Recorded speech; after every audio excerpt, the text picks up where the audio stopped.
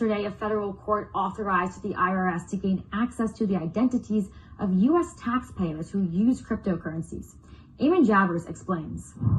These may be virtual currencies, but it looks like people are going to have to pay actual taxes on their cryptocurrency gains. Take a look at this move that we saw yesterday from a federal court in Northern California. What they've done is authorize the IRS to serve what's known as a John Doe summons on Kraken, the crypto exchange out of San Francisco. A John Doe summons allows law enforcement to go after people whose names they don't know under the theory that some wrongdoing has happened there. The IRS is seeking information about U.S. taxpayers who conducted at least $20,000 worth of transactions from 2016 to 2020. That means once you sell, right? So if you don't sell, presumably you don't have a capital gain and therefore you don't have any tax implications. That follows a similar move by a federal court in Massachusetts, which authorized the IRS to serve a John Doe summons on Circle, the crypto exchange in Boston. So what does the tax law say here? If you've got these capital gains in crypto, they're saying virtual currencies that can be converted into traditional currency are property for tax purposes. So a taxpayer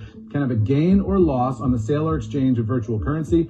All of the tax implications depend on the price of the virtual currency, what the person paid for that initially versus what the gain is. This can be very complicated and people are going to need to work out all of the details of what they owe the tax man, but the tax man is clearly coming for a payment here. But people should talk to their tax advisors about it. What I can't tell you the answer to right now is what happens when you convert from one cryptocurrency to another. So if you sell Monero and buy Bitcoin, is that a capital gain? I'm not clear on the nuances there, and I think people need to talk to their advisors really carefully about all that. But these currencies are not anonymous, right? And the fact that the blockchain exists means that they can be tracked and the government can figure out exactly how much you own and how much you owe the government. A lot of people are talking about, I'm going to buy crypto and I'm going to get off the grid. Well, you can want to get off the grid, but the grid doesn't want to get off you, right?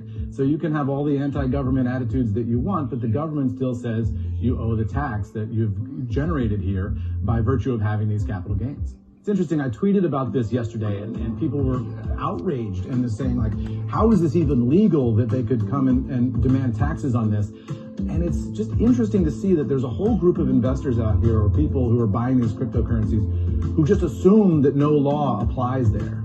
And there's no indication why they would ever think that, right? I mean, the law applies when the law applies. And the IRS is going to come after capital gains wherever they are made. There's no reason this should be any different. And a lot of people thought that that was the case based on what I saw on Twitter. A lot of people are really shocked that this is happening, and they really shouldn't have been shocked. This is just the basic IRS blocking and tackling of going after capital gains wherever they happen.